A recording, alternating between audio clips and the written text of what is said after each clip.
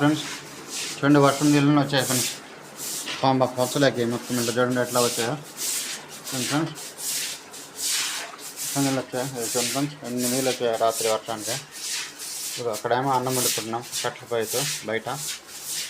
చూడండి ఫ్రెండ్స్, అన్ని వాటర్ చూడండి ఫ్రెండ్స్. చూడండి ఫ్రెండ్స్, ఫుల్ వర్షం వచ్చింది ఫ్రెండ్స్. ఇంకా వర్షం పడుతుంది ఫ్రెండ్స్. చూడండి వాటర్ చూడండి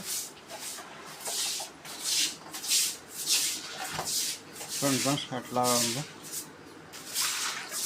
ఫుల్ వాటర్ ఇది.